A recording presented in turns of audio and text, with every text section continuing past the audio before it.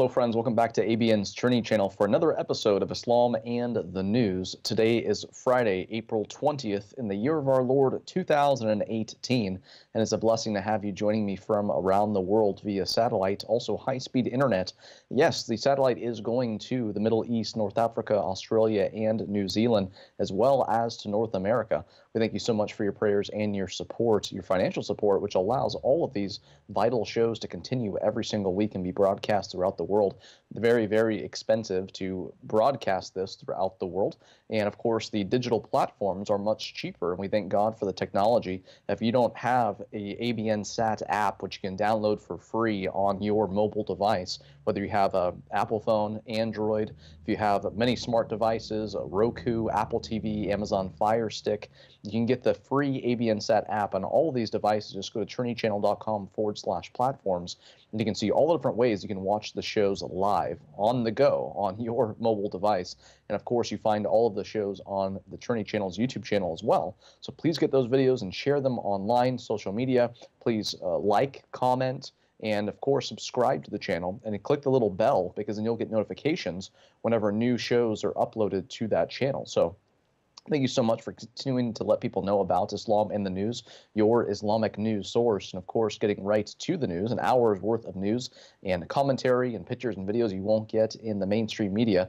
Thank you so much for tuning in every single week. I have here from Euronews, women, children linked to ISIL sexually exploited, denied aid at Iraq camps.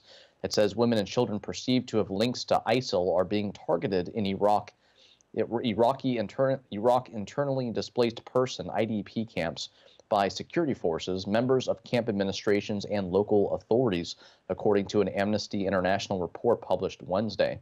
They are experiencing sexual violence, denied aid, food and water, and having their papers taken away so they can no longer return home, it said. Their future is in question. Author of the report, Iraq researcher Nicolette Waldman, told Euronews the circumstances leading to many women and children to be branded an ISIL family, quote unquote, were often very tenuous. It can require as little as having the same name as someone affiliated with the group, being from a certain area that was an ISIL stronghold, a certain tribe, or having a family member believed to be connected to ISIL. And it says also known as ISIS, even if they worked in a menial role, like as a cook. So definitely some people we do need to be praying for. It says for the same reasons, many men were arbitrarily arrested and forcibly disappeared while fleeing ISIS-held areas in and around Mosul, which has led to thousands of female-headed families being left to fend for themselves in these camps. It also says, according to Waldman, thousands of families have been affected in this way. Quote, their future is in question, she said.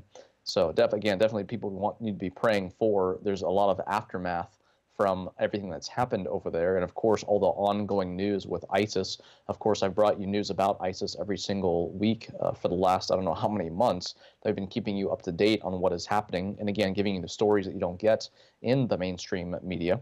Here I have from a SWAT. It says Iraqi preemptive strikes hit Syria.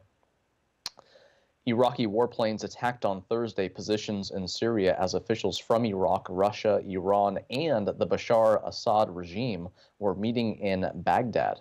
The preemptive attacks came ahead of a U.S. plan to withdraw from Syrian areas east of the Euphrates River. Our heroic Air Force carried out deadly airstrikes against ISIS sites in Syria on Thursday near the border with Iraq, said a statement issued by the office of the Iraqi Prime Minister. It added that the attacks aimed to counter dangers posed by militants to Iraqi territories and is proof of the improved military capabilities of the armed forces in fighting terror. PM Haidar al-Abadi had stated earlier that Iraq would take all necessary measures against ISIS if their militants threatened security of his country. Iraqi warplanes have previously attacked ISIS positions inside Syrian territories. However, it is the first time that such attacks coincide with a meeting of military and security officials from Iraq, Iran, Russia, and Syria in Baghdad to coordinate their efforts in fighting terrorism, quote unquote, according to Iraqi sources. Meanwhile, it is still unknown whether international chemical weapons inspectors had entered the location of a suspected poison gas attack in the Syrian town of Douma. The inspectors had delayed their entry after gunfire at the site during a visit by a UN security team last Tuesday.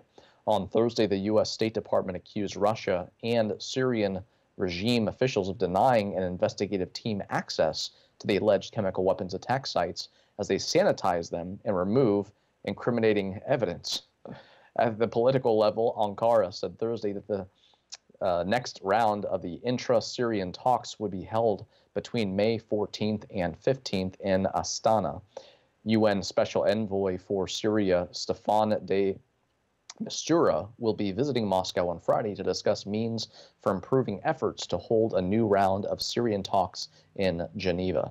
So definitely, this is an ongoing story, and we mentioned last week here on Islam in the News about the supposed Syrian gas attack. We played the video from Tucker Carlson, and this is from Al Arabiya. ISIS accepts withdrawal from southern Damascus Observatory. The Syrian Observatory for Human Rights stated that ISIS organization announced through the negotiating intermediaries that they will comply with terms of agreement which was reached between them and Russian representatives and the Syrian regime to depart from the south of Damascus. The agreement came after intensive artillery fighting. Let me get it here. Artillery and missile strikes, accompanied by violent clashes between the regime forces and ISIS loyal supporters. I want to apologize very quickly. We have some technical difficulties today. Please bear with me. The clashes took place within the perimeter of Yarmouk camp in the southern part of the capital. Still on picture 3 here. In an attempt by the regime forces to pressure the organization to adhere to the agreement after delaying its implementation. Russian media sources announced an agreement on a ceasefire between the regime and armed opposition factions in Yilda, Babila, and Beit Sham, southeast of Damascus. And also, Pentagon warns of ISIS recovery in regime areas of Syria.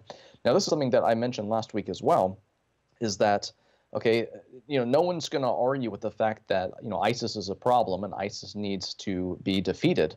But this bombing that took place in Syria, so many people were against it. And of course, you're still seeing a lot of commentary from people today, too, that it shouldn't have happened, quote unquote. And many people speculating about this because we've talked about the stories with the white helmets before and these this fake response to fake attacks and all that kind of stuff.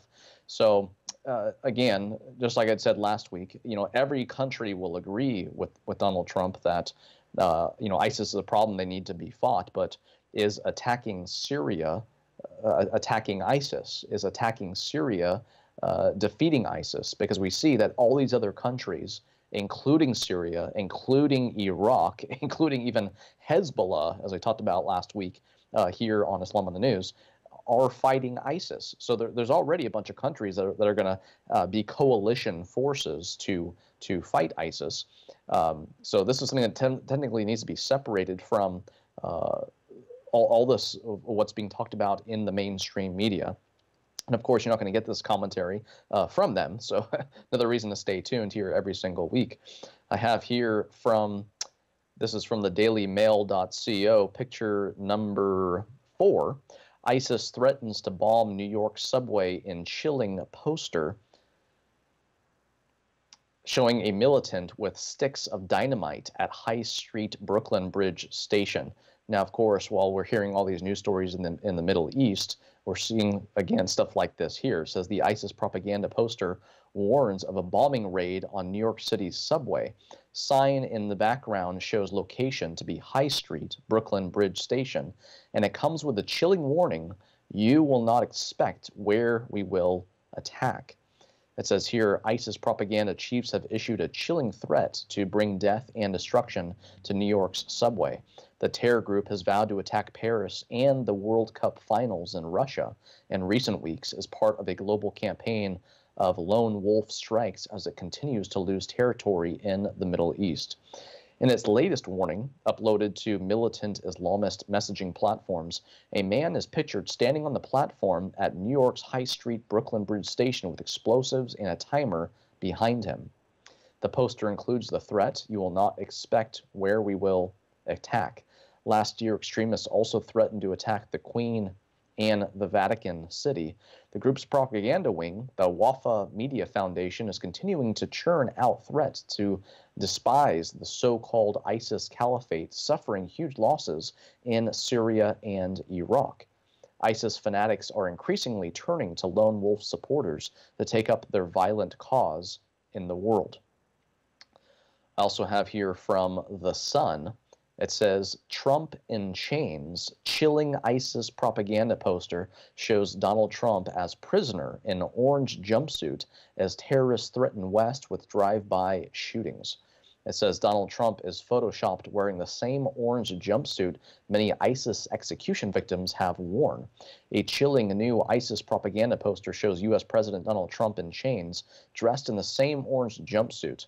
Other twisted videos uploaded into the terror group's social media channels threaten the West with drive-by shootings. In the footage, a jihadi dressed in Western-style clothes and a baseball cap aims a silenced automatic pistol at the driver of a pickup truck. The extremists also posted videos of two school-aged boys, one of whom says he dreams of being a suicide bomber for the terror group, while the second prays for death to America. In December, the terror group released a twisted, doctored image of Trump and Israeli leader Benjamin Netanyahu kneeling in front of a hooded Jihadi John-style executioner. The shocking image featuring the disrupted Al-Aqsa Mosque was released as fanatics pledged to carry out lone wolf attacks on the U.S. soil and terrifying propaganda pamphlets circulating online. I also have here from WND, new coin minted to fund building Jerusalem temple. Speaking of Trump, check this out. It says backers say house of prayer for all nations, source of true peace.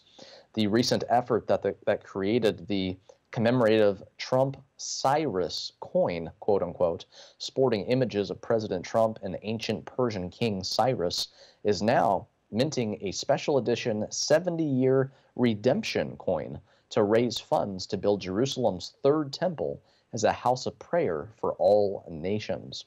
The organizers, which include Israel's nation Sanhedrin, the Mikdash Temple Educational Center, and the United Temple Movements, have prepared the new coin to honor the 70th anniversary of the nation, which takes place this Thursday, April 19th, which of course was yesterday. They believe the temple project is the only way to avert the outbreak of another Middle East war.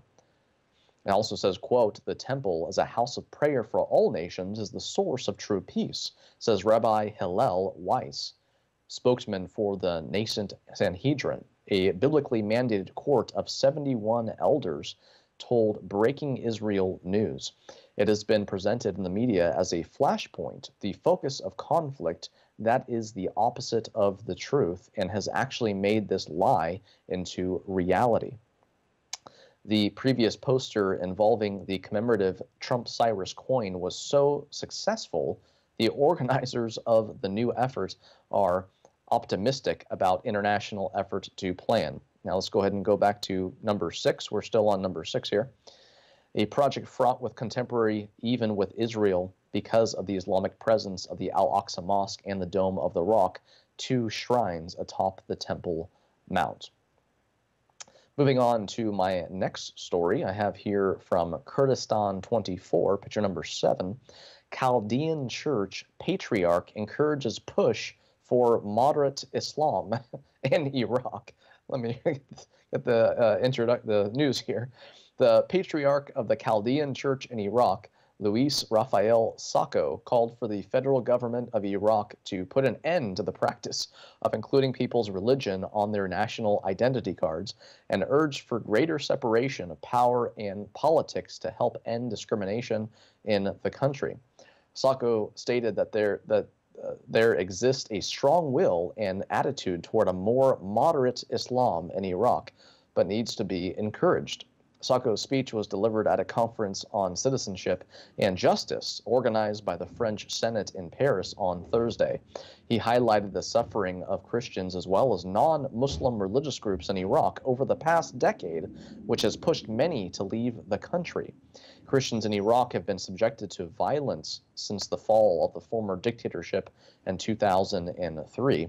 Following the rise of the Islamic State in 2014 in northern Iraq, hundreds of thousands of Christians were driven out of their homes and moved to the Kurdistan region, while others immigrated to Europe and elsewhere, as all of you know, because of all the stories that we show here on Islam and the News.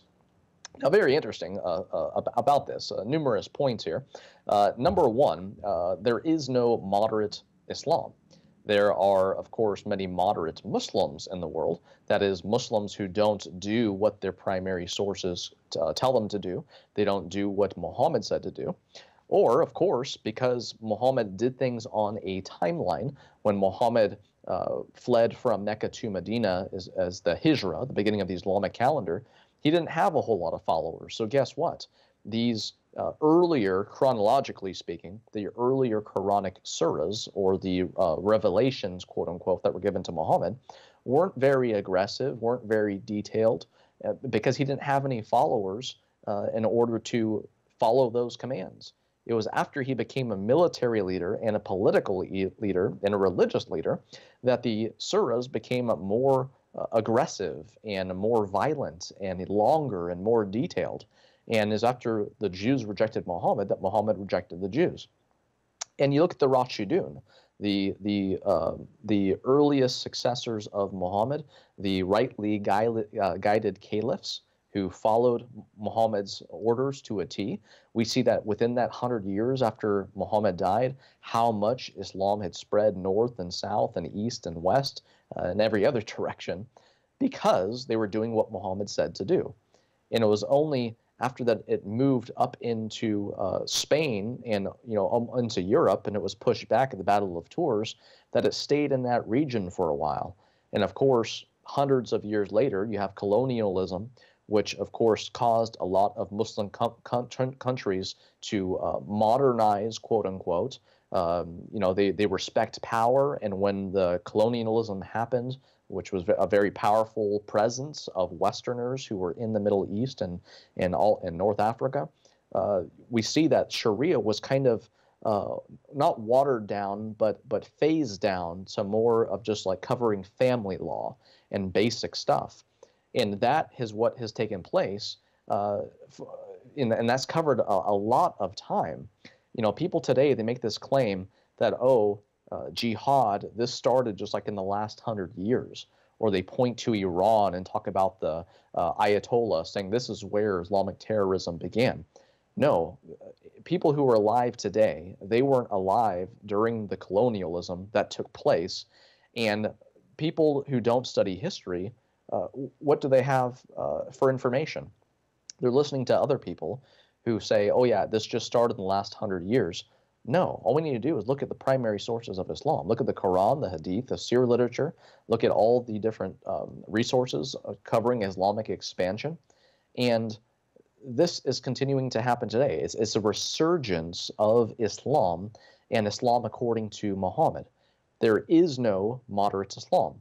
There are moderate Muslims. There's only one Islam, and that Islam is defined by Muhammad 1,400 years ago. Now, of course, you have different Islamic sects that don't agree with what Muhammad said.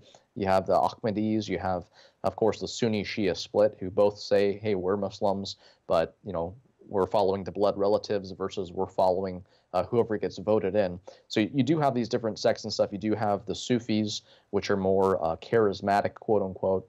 But what is Islam according to Muhammad? That's what we need to ask ourselves. What is Christianity according to Jesus? Not according to, your liberal Christian today who thinks the Bible's unnecessary. They just want to give, pragmatic, improve your life type sermons and stuff. Jesus defines Christianity. Muhammad defines Islam. So anyway, that's why I was laughing when I first introduced this story. Pushing for moderate Islam. Okay, that doesn't even make sense. Moving on, though, to Middle East Monitor, I have here, listen to this, actually great news. Egypt legalizes 166 unlicensed churches. Great news here.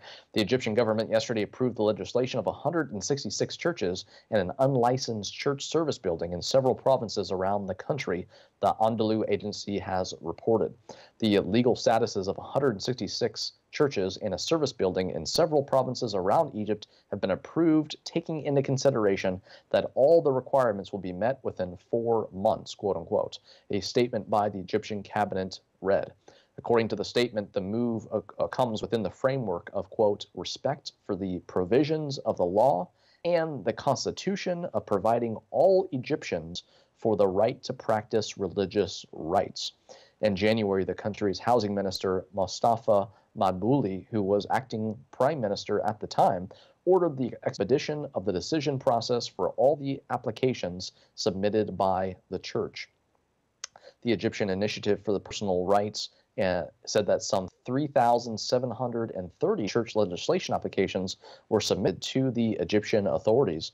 There are around 15 million Christians in Egypt, according to official data.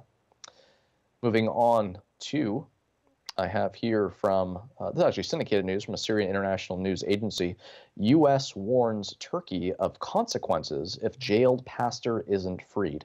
Now, if you are a regular viewer here on Islam in the News, you know I've talked about Pastor Brunson numerous times, giving you all the updates about him, all the weight that he's lost in prison, being transferred to another prison, and then coming back in solitary confinement and all of that stuff.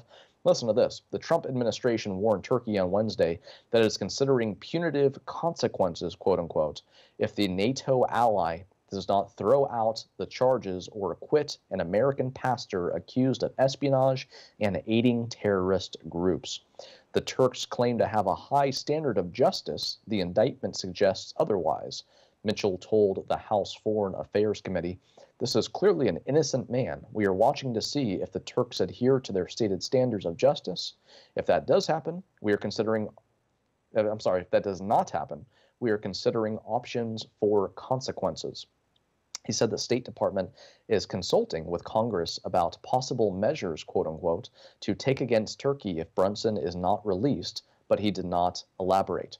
Now, very interesting factoid here, and this is something that I mentioned that isn't being talked about in the mainstream media either, is that Turkey and Erdogan, of course, the president over there, he has actually said that if America gives Fethullah Gulen to him and to Turkey, then he will actually let Pastor Brunson go. But the thing is that the extradition agreement between the United States and Turkey, both countries have to agree that a crime has been committed, a crime that is a crime, quote unquote, in both countries. And since Turkey can't name anything that Fethullah Gulen has done in the U.S. that is a U.S. crime, then the U.S. isn't going to extradite him. But Fethullah Gulen, of course, is the head of the Gulen movement based in Pennsylvania, if I recall. And that is the largest Islamic charter school organization in the United States. So that is something that is not talked about, but interesting because, Pastor Brunson could have come home a long time ago if Gulen was given to Turkey. But nevertheless, again, he hasn't committed a crime or something that's deemed as a crime in the United States. Speaking of crimes and genocides and all of that, I have here from Bar Dardasan, Cologne orders Armenian genocide memorial removed. A memorial dedicated to the 1915 genocide of the Assyrians stands in a prominent place in the city of Cologne. According to Armenian Portal Press, it is nationwide the first memorial in a public place to acknowledge the genocide. Was carried out German participation. No surprise there. The Turkish genocide claimed the lives of 750,000 Assyrians, 75% of the 1 million, and then 1 million and 1.5 million Armenians. On June 2nd, 2016, the German Bundestag passed a resolution recognizing 1915 massacre of Armenians by the Ottoman government as a genocide. The resolution also explicitly acknowledged that Assyrians and Pontic Greek were affected by deportation massacres as well. Now, on Sunday, the initiative Remembering Died unveiled a sculpture created by the colonialists. And let me get this here, details, on the bank of the Hazalan Bridge in the city center. The Armenian community in Cologne is, by its own account, with 5,000 members, the largest in Germany. Now, here, according to a decision by the city council on April 16th, the memorial moved promptly, quote unquote. The reason given is that action had not been announced to the city and had not been approved.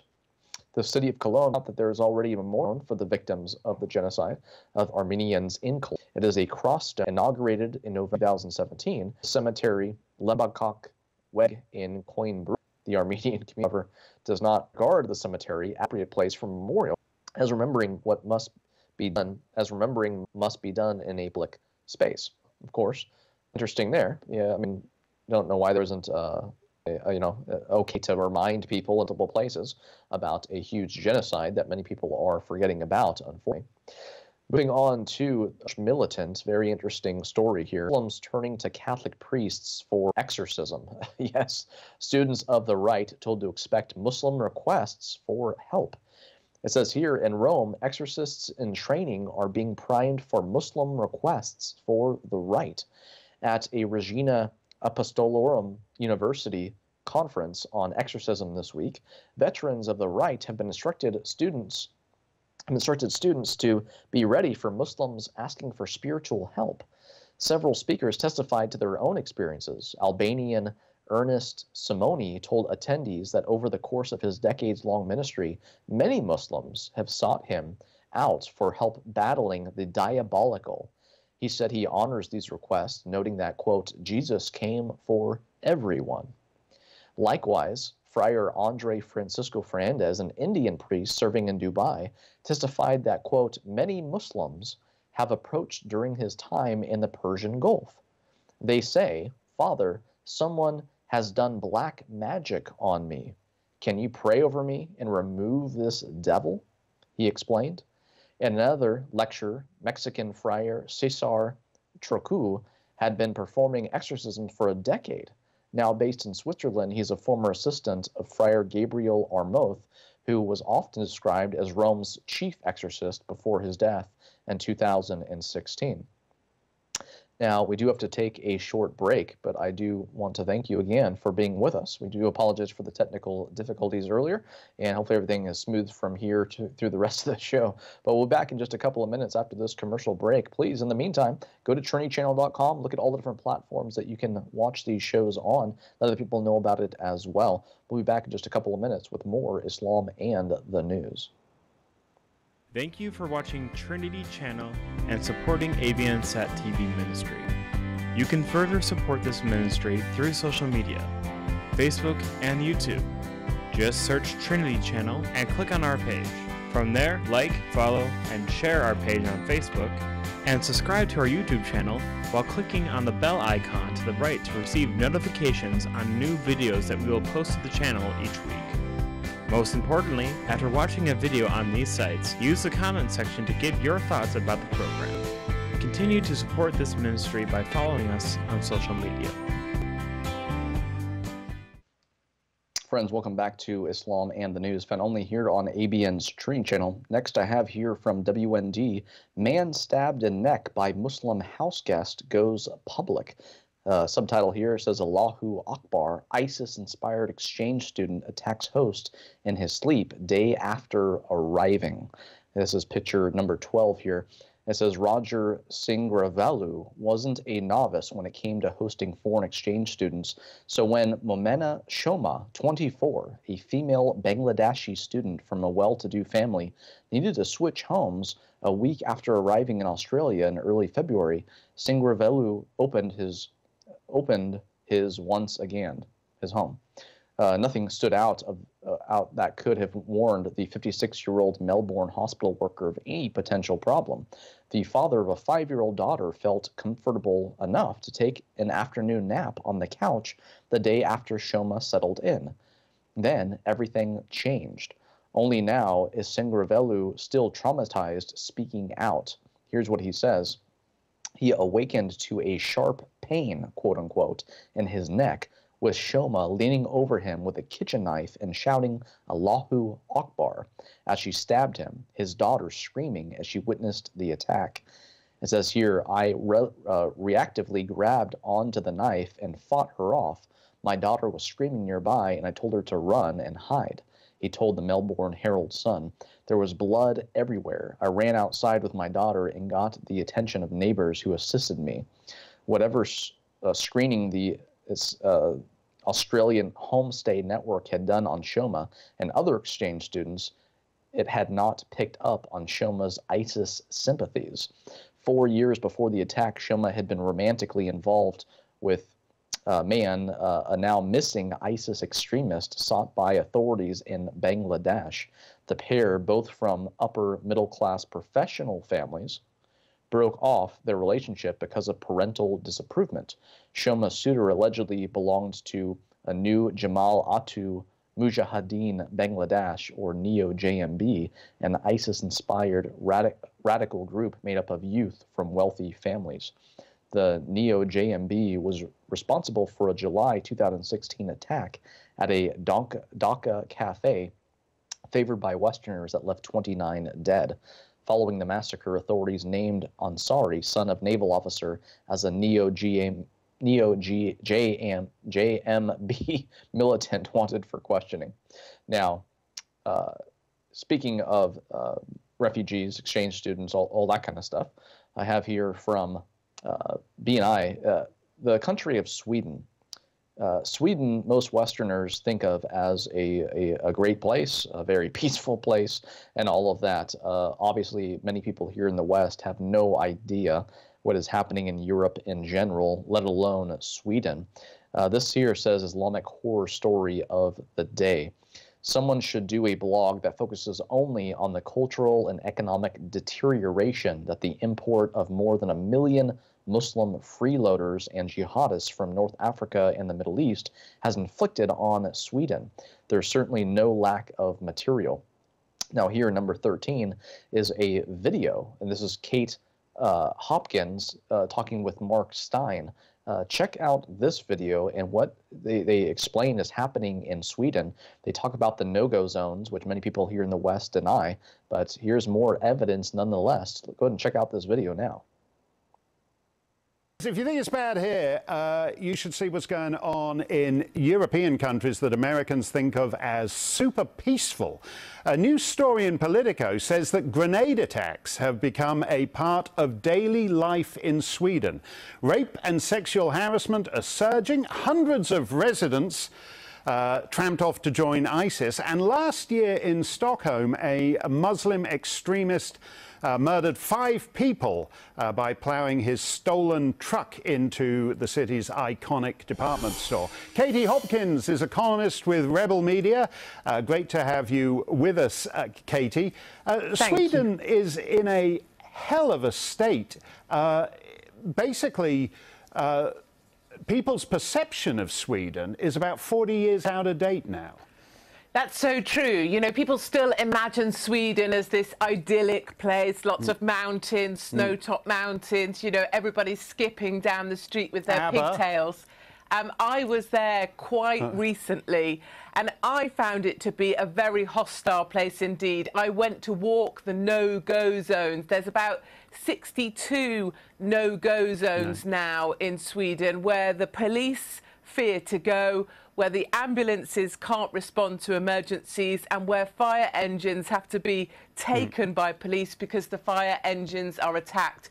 So really the gangs are establishing themselves, they're keeping the police out, and hand grenades, which you can buy for as little as $30, are being used as a kind of warning device for each gang to keep those people out. Now, you mentioned those no-go zones. Every time we mention these on Fox, the governments in Europe indignantly deny they exist. So we should say they're unofficial no-go zones. I went to one of them in Rosengård, where the sort of lone police station is like an armed fortress. You can dial, nobody's home. If you ever had to actually go to the police for anything, you can't get in the building. Sweden has undergone, it was basically an ethnically homogenous society in which Swedes are predicted to become a minority in their own country by 2050. That's an extraordinary demographic transformation. They took, there's a population of about 10 million Swedes, and they are, irritatingly enough, Swedish people are exceptionally good looking, and that really annoys me.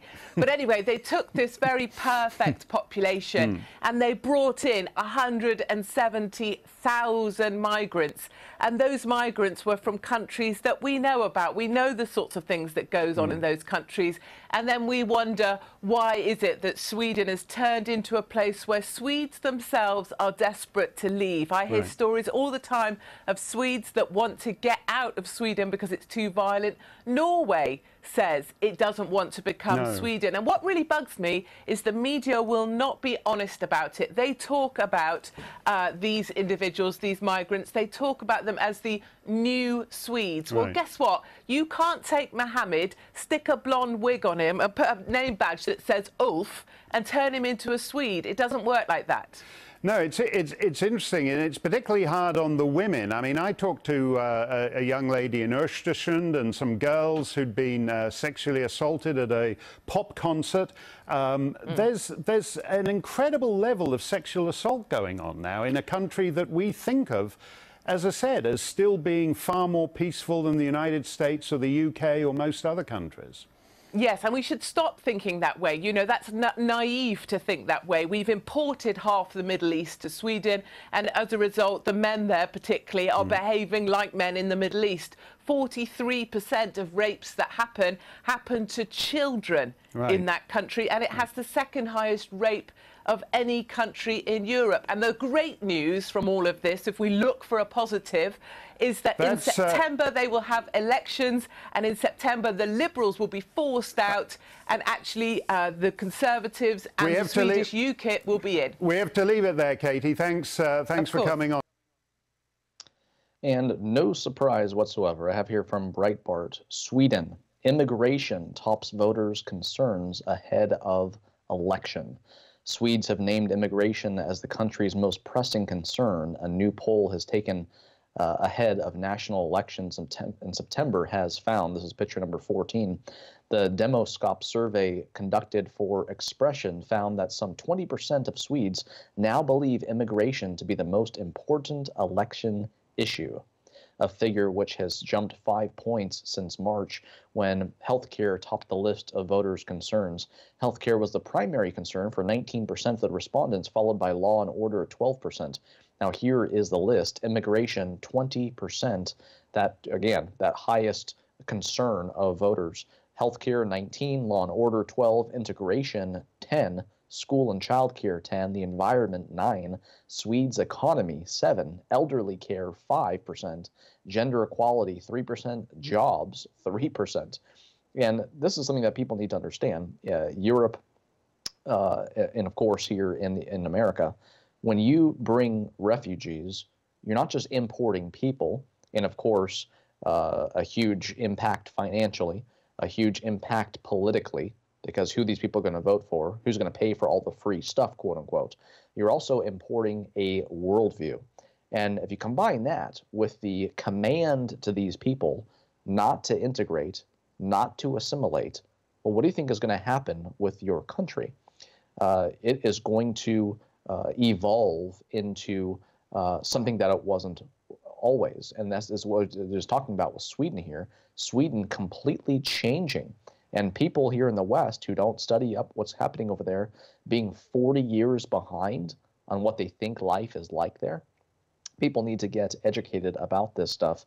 I have here also from Gallo Report, hundreds of Muslims from Bangladesh breaching U.S. border at Laredo, Texas, same country where I was talked about a few minutes ago with that girl who stabbed the guy in the neck. It says here, longtime Gallo Report readers know that Bangladesh has become a hotbed of jihad activity, with Muslims targeting atheist bloggers and others whom they consider to be infidels for assassination. Now, we learn that hundreds of Bangladesh Muslims have crossed the border illegally at Laredo, Texas, since the beginning of 2017. The report says in KGNS News Special Report, our Niralda Negron rides along with Border Patrol to find out why these cases are on the rise. Is jihad being considered as a possibility? Might at least some of the Muslims who are streaming across the border at Laredo be coming to commit murder or mayhem inside the United States?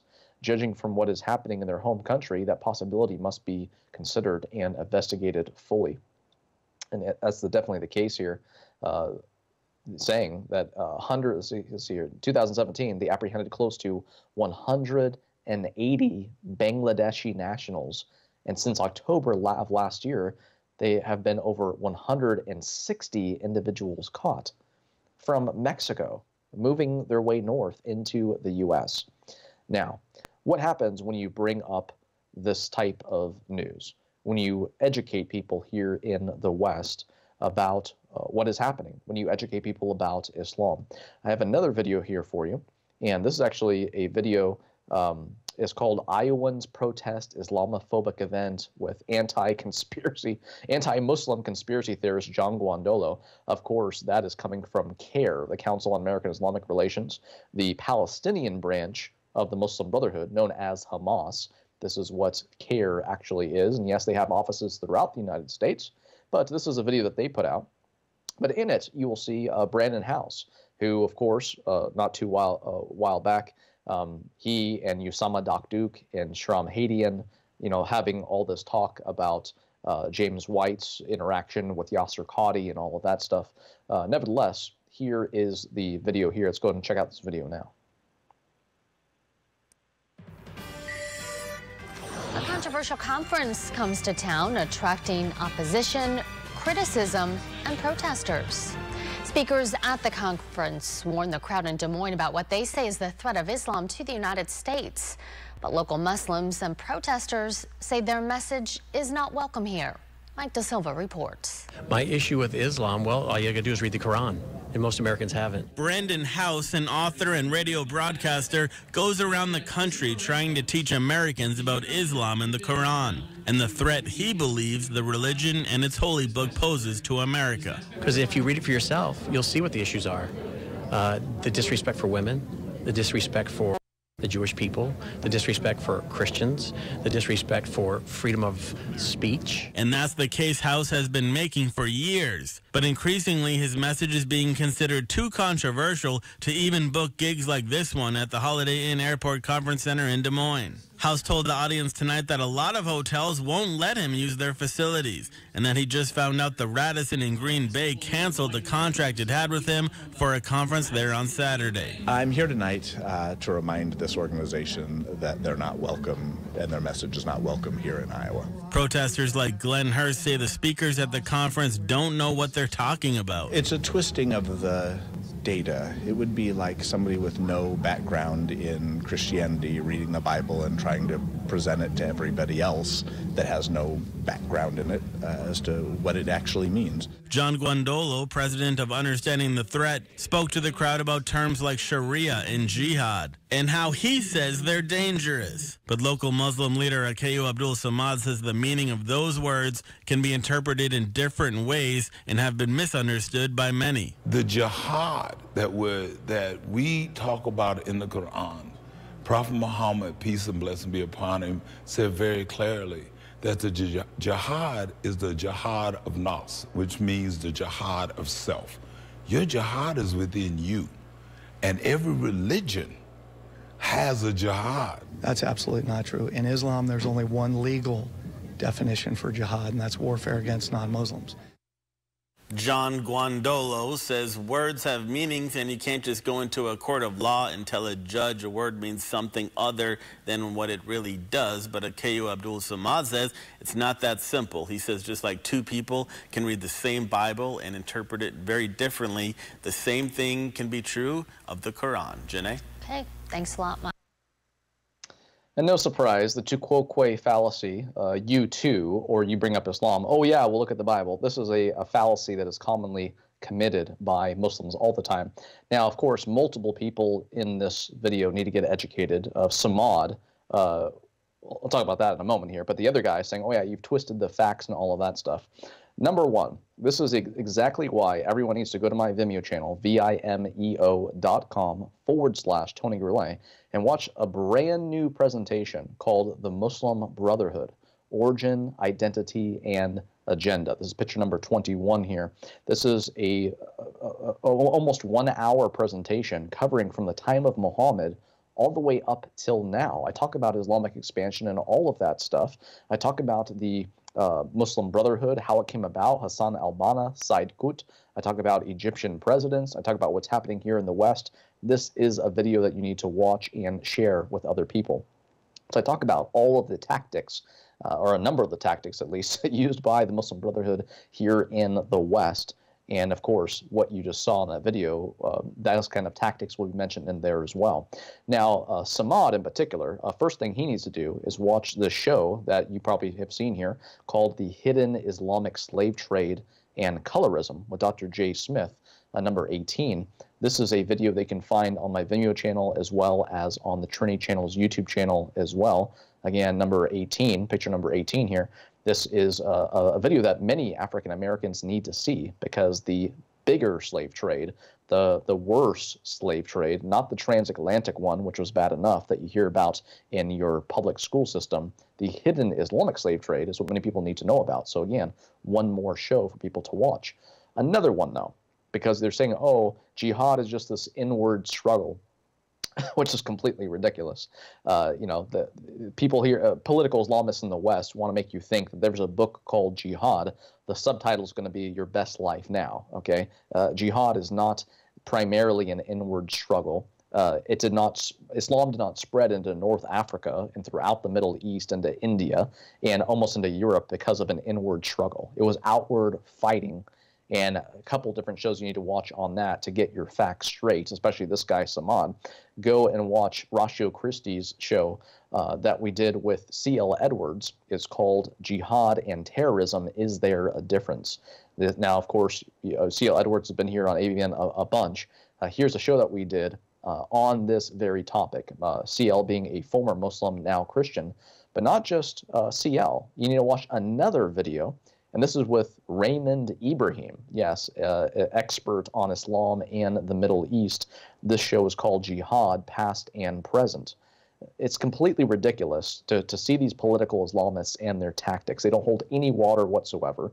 And the only reason why they're successful in any way is because of people being ill-informed here in the West. Now, speaking of jihad, look at this chart here. Deaths due to jihad over the last 1,400 years. Christians, 60 million. Hindus, 80 million. Buddhists, 10 million. Africans, 120 million. Now, does Samad actually think that 270 million people have been killed because of an inward struggle and fighting within oneself? No, that is not the case. Samad needs to do his homework. He needs to watch a lot of these videos and get educated about this. He needs to just leave Islam like every other Muslim. Now, we want to don't just have Muslims leave Islam because it's false, which it is. They need to come to the truth. They need to come to the Lord Jesus Christ. They say, oh, yeah, we believe in Jesus, but they believe in the Isa of the Quran, who is not the Jesus of the New Testament. They need to know who Jesus truly is. They need to know who God truly is, the Yahweh of the Bible, not the Allah of the Quran, and quit deceiving themselves and being deceived and self-deceived about what jihad is and so many other aspects of this as well. I mean, it's just ridiculous. All we need to do is get people educated, so we need you to share these videos with other people and let them know about all this as well. Now, while people are hopefully getting educated, what else do we have happening here in the West? I have here from Creeping Sharia, this is number 22, Islamic invasion, more than 90 Muslims, nearly all Democrats, running for public office across the U.S. So what's that going to do to the U.S. politically? How's that going to change the environment? It says here 9/11 was just the first notable battle in the Islamic takeover of the United States. As we noted a few weeks ago, the ongoing Islamization of America, Muslims going hyper-political. It's much worse than expected. It says here, this is actually a news story that originally came out from the Washington Post, believe it or not. Now they called it the Blue Muslim Wave. American Muslims launch political campaigns, hope to deliver sweet justice, quote unquote, to Trump. Fayaz Nawabi has never met President Trump, but he credits the president with convincing him to run for office. Nawabi, a 31-year-old candidate for San Diego City Council, supports almost everything that Trump opposes. He is pro-affordable housing, pro-environment, pro-immigrant, and pro-refugee. That makes him a part of the blue wave of new liberal candidates spurred to run by Trump's elections and policies. But Nawabi is also part of a notable subset, the blue Muslim wave. More than 90 American Muslims, nearly all of them Democrats, are running for public office across the country this year. Many are young and politically inexperienced, and most are long shots. Although their number seems small, the candidacies mark an unprecedented rise for the nation's diverse Muslim community that typically has been underrepresented in American politics. There are more than 3.3 million Muslims living in the United States, but Muslim Americans hold just 2 of the 535 seats in Congress, and the Muslim community's voter participation pales in comparison to the general public's. So we have this ingredient in what's happening here in the West now. And also this next story from WND, Democrats' IT staffer says, I control White House on my fingertips. Congress hacker's father gave data to Pakistani official. This is picture number 24 here.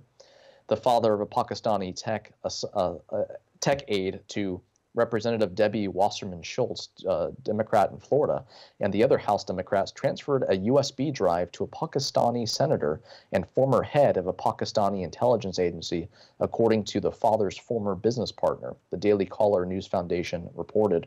Investigators already have included the congressional IT aide Imran Awan and other family members made unauthorized access, quote unquote, to House servers while working as highly paid IT administrators for House Democrats until Capitol Police began probing them in early 2017. In the latest development, the former business partner Rashid Minhas said Imran Awan's father, Haj Araf Awan, was giving data to Pakistani official Rayman Malik, reported the DCNF, which traveled to Faisalabad, Pakistan, for the story. Minhas said Imran Awan bragged he had the power to change the U.S. president, quote unquote. Now let's go ahead and go to picture number 23 real quick. This actually was supposed to go with the previous story, but as you can see here, this comedy ad here, or this comic, it says 2017. Welcome to, just lost it here, welcome to Europe, 2027, welcome to Europe. You see there's a different man sitting at the table there. And then 2037, no infidels. You can see how the roles changed here. And is this the ultimate possibility with, this other story about 90 people running for offices and what's going to happen as time goes on? Now here on Islam in the News, we have this healthy middle where we encourage you to love Muslims because they're people made in the image of God. But at the same time, we don't sugarcoat Islam.